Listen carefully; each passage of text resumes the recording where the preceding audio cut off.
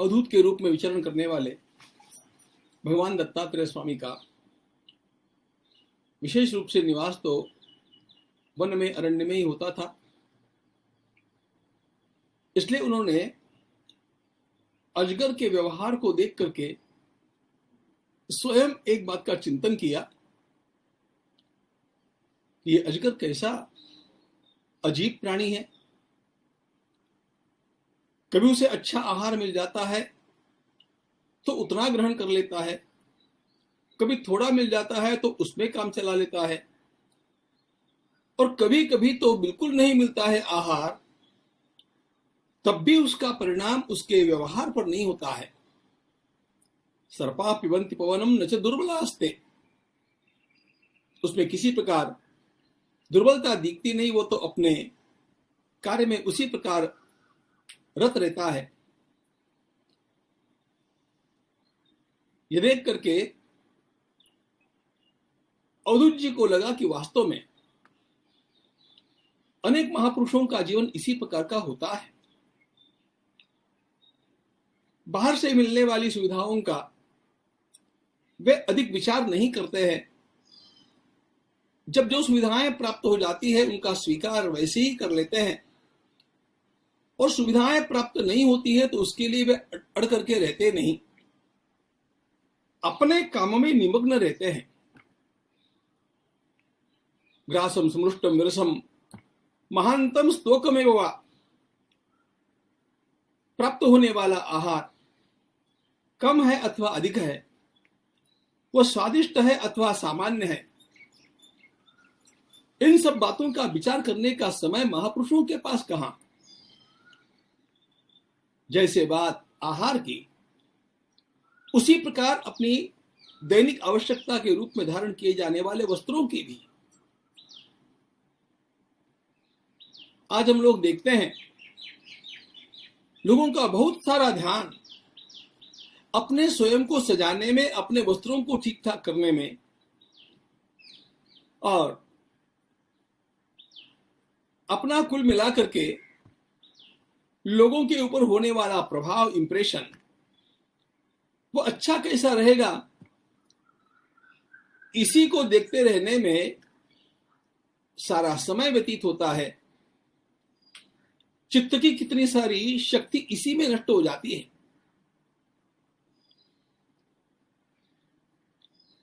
एक बार अपनी दाढ़ी करने वालों को तो मैंने रोज ही बहुत सारे देखा है, लेकिन मैंने ऐसे भी लोगों को देखा है कि जो दो बार कर लेते हैं। कैमरे के सामने जाना है तो पहले अपने बाल ठीक देखते हैं। मनुष्य यदि इस प्रकार निरंतर बाहर की बातों को सोचता रहेगा, वैसे वह गलत बात है ऐसा नहीं कहना है। जो लोग इस प्रकार का आचरण करते होंगे वो उनके लिए ठीक होगा, लेकिन एक बात है कि अपने किसी भी कार्य में अत्यंत निमग्न हो जाने वाले, पूरी तरह उसके साथ तन्मय हो जाने वाले महापुरुषों के जीवन में इन बातों का बहुत महत्व नहीं रह जाता है। भगवान रमण महर्षि परमात्मा के ध्यान में तल्लीन पाताल गुफा में जब 17 वर्ष की आयु से तपस्या करने के लिए बैठे, एकमात्र कौपीन के अलावा कोई वस्त्र उनके पास नहीं है, और 8 प्रहर ध्यान में लीन रहने वाला यह युवा प्राप्त होने वाली भिक्षा कैसी है, कौन सी है, इसका विचार न करते हुए थोड़ा सा उसका गोला ग्रहण करके ही अपने शरीर का निर्वाह कर लेता है।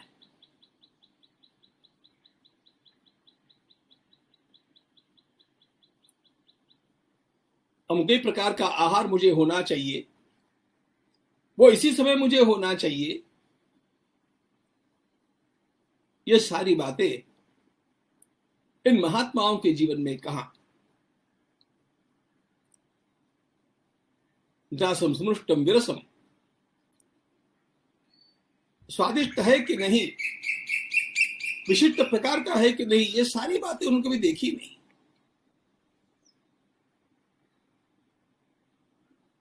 ईश्वरचंद्र विद्यासागर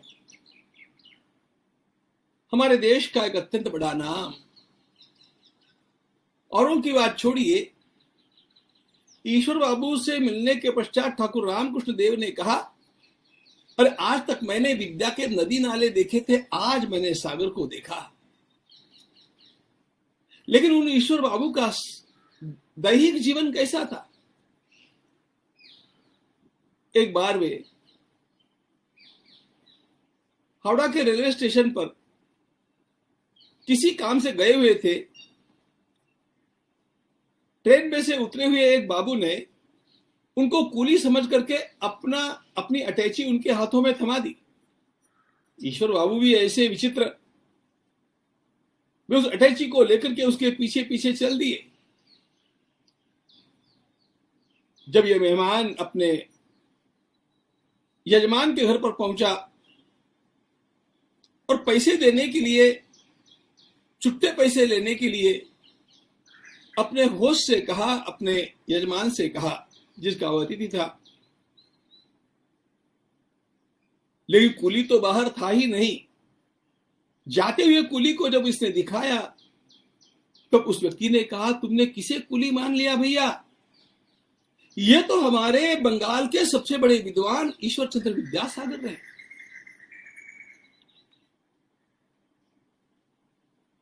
ये जीवन का कौन सा स्तर है, इसे समझना बहुत आवश्यक है।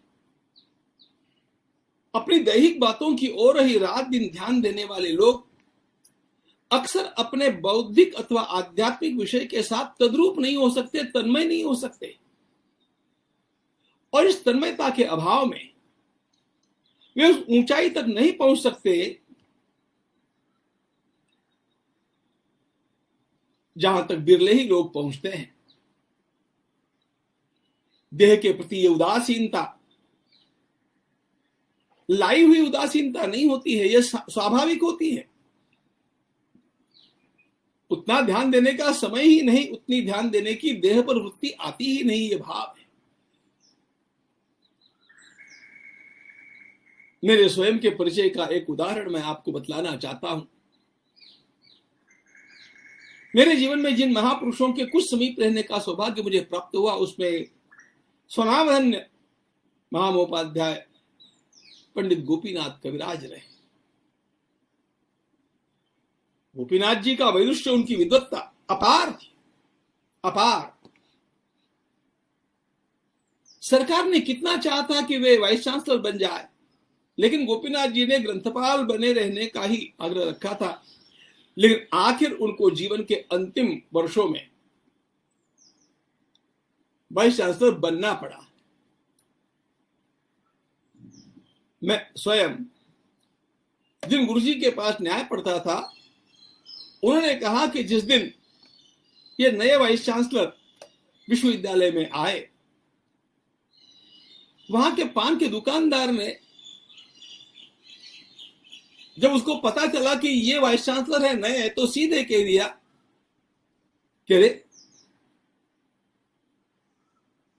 इस कुली जैसे लगने वाले व्यक्ति को वाइस चांसलर बना दिया।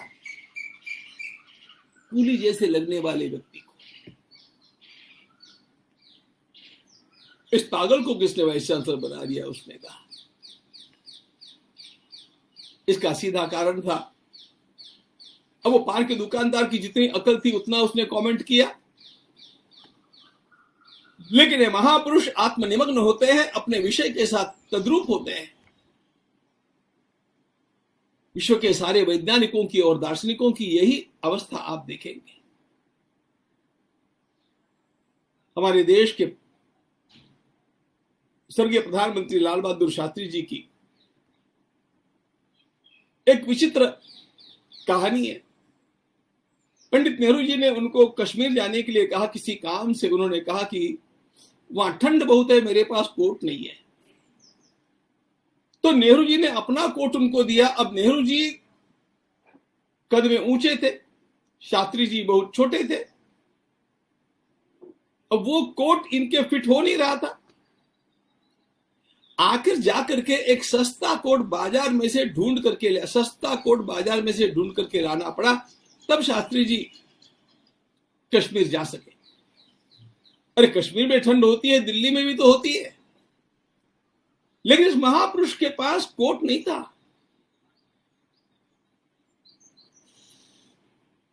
पंडित दीनदयाल उपाध्याय जी, कानपुर का प्रसंग जब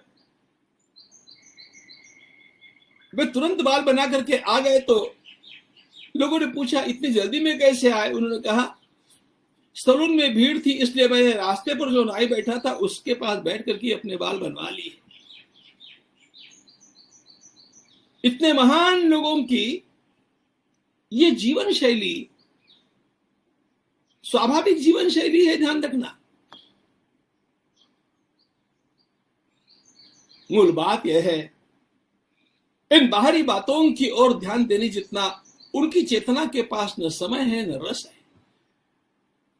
और इसी प्रकार अंतरंग में डूबने वाले ही महान लक्ष्य तक पहुंचते हैं। ठाकुर रामकृष्ण परमहंस का जीवन साधना काल में कैसा था? न खाने का भान, न सोने का भान, न वस्त्रों का भान। उनके जीवन को जानने वाले सब जानते हैं कि यदि उस समय हृदयनाथ नहीं होता तो ठाकुर शायद जीवित नहीं रह पाते। काली माता का ध्यान, काली माता का भजन, काली माता के साथ अनुसंधान, काली माता के साथ उनकी तन्मयता इस प्रकार की थी कि शरीर की ओर ध्यान देने, वस्त्रों की ओर ध्यान देने जितना उनका देह भाव उठता ही नहीं था। अपने जीवन में जो इस प्रकार अपने किसी भी विषय को लेकर के तन्मयता को साध्य कर सकता है, उसी के लिए यह प्रकृति, यह नियति अपने रहस्यों को खोलती है। मित्रों, रात दिन अपने ही शरीर का रख रखाव रखने वाले, अपने खान पान, अपने वस्त्रादिकों की ओर ध्यान देने वाले लोग उस ऊंचाई तक कभी नहीं पहुंच सकते जिस ऊंचाई तक यह प्रकृति उन्हें ले जा सकती है। इस अंतरंग तन्मयावस्था को तो ही समाधि कहते हैं। आसन पर बैठ करके केवल ईश्वर में तल्लीनता ही समाधि नहीं है, वो तो समाधि की उत्तमोत्तम अवस्था है। लेकिन किसी भी विषय को लेकर के मैं इतना तन्मय हो जाऊं, उसके साथ एकरूप हो जाऊं कि बाहर का मुझे भान न रहे, ऐसा कभी आपने अनुभव किया? जिसके भीतर अपने गृहीत विषय के लिए इतनी तल्लीनता, तद्रूपता साकार हो जाती है, उसके भीतर ज्ञान अपने आप अवतरित होता जाता है।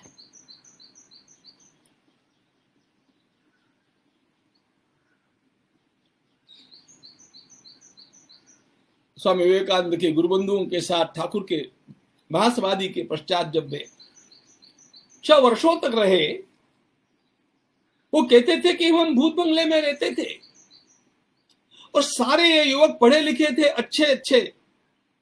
स्वामी विवेकानंद, स्वामी अभेदानंद सब महान थे,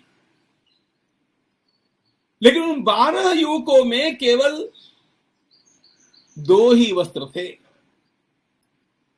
एक कमर में लगाने के लिए, एक ऊपर ओढ़ने के लिए। इसलिए स्वामी जी ने लिख करके रखा है कि एक समय बाहर जाना होता तो एक ही व्यक्ति जा सकता था, बाकी सब भीतर बैठ करके अच्छा करते क्या थे? ये आलसी नहीं थे, ये नींद नहीं लेते थे, ये दर्शन शास्त्रों का चिंतन करते, ये भगवान का भजन करते, ये ध्यानाभ्यास करते। ऐसा नशा चढ़ा था उस समय इन सब बालकों को, युवकों को। इसी का परिणाम कि रामकृष्ण मिशन की स्थापना होते ही इतने सारे प्रचारक, इतने सारे श्रेष्ठ प्रचारक उनको उपलब्ध हो गए। ये सारी ऊंचाई उनको प्राप्त होती है जो बाहर की बातों को भुला करके अंतरंग में तल्लीन होना सीख जाते हैं। यह अंतरंग तल्लीनता, अपने विषय के साथ एकरूपता ही महानता की कुंजी है। चाहे वैज्ञानिक क्षेत्र में हो, चाहे दार्शनिक क्षेत्र में हो, चाहे काव्य के साहित्य के क्षेत्र में हो, ये जिसको प्राप्त हो गई वो धन्य हो जाता है। धन्यवाद।